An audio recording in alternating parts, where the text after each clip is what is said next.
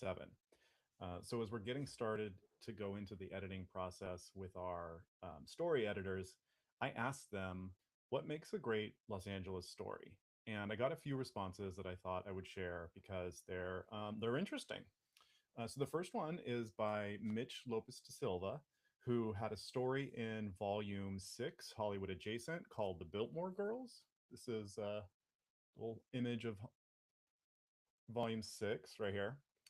And it was a great sort of time twisty story that takes place in the Biltmore Hotel downtown. And so Mitch had this to say: a great LA story looks at Los Angeles honestly. It happens when an author acknowledges the stereotypes and cliches that exist about this place and refuses to accept them as definitive. The author writes something honest, then we fall in love with that honesty, and one way or another, we end up getting our hearts dragged out of our bodies. I love that. That is so visceral. You can find Mitch on Instagram at author M Lopes de Silva, and I'll be putting up a kind of blog on the Made in LA Writers site where you can link through to all of our story editors' pages. Next up is an answer from Amy Jones Sedavi. Amy had a story in Volume 4, Beyond the Precipice. Her story was called A Girl in the World. She also had a story in Volume 6, Driving the Band, which is about sort of a music industry helper who takes a band around during their visit to LA. And both of those stories are such pitch perfect representations of the interesting cultural scenes that exist in LA. And yeah, I love her stories. She's a retired high school English teacher. She says she spends her days reading and writing fiction in the hilly part of Highland Park, which is not far from where I am. You can find her on Instagram at AJSEDIV.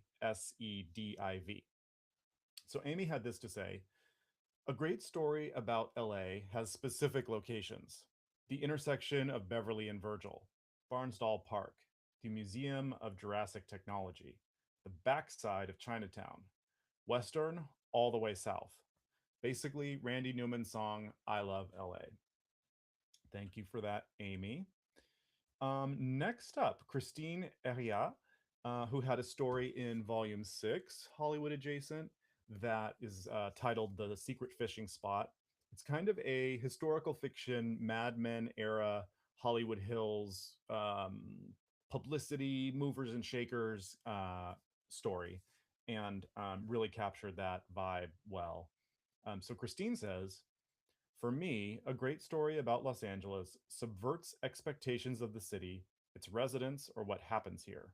It reveals a sliver of Los Angeles we never imagined existed and leaves us with a lingering need to explore. I love that. That's what we hope to do with these anthologies, is to give readers a Los Angeles to explore that maybe they never imagined existed. What a nice way to put it. Okay, and then last up for today, I want to share this from Christina Hogue.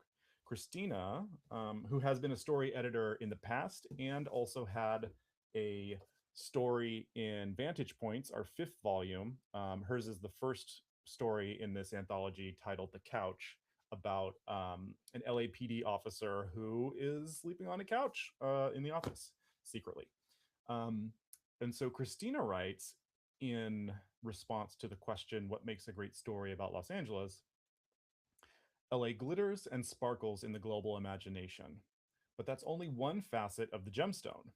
The best stories dig deep into the urban underbelly, the struggles, the failures, the violence, the sweat, the rot, and yes, the dreams that sometimes do come true that give the city its soul. I love that. You can find Christina Hogue at Christina Hogue Author on Instagram and Facebook, or at ChristinaHogue.com. That's Christina is usually spelled with an H, and her last name Hoag. So that's it for now. I am super excited to dive into editing with all of these wonderful story editors very soon. And we hope to have Made in LA Volume 7 well on its way shortly. So if you want more updates, stay tuned. We'll have them. You can go to our website, madeinlawriters.com, and we'll let you know what's going on.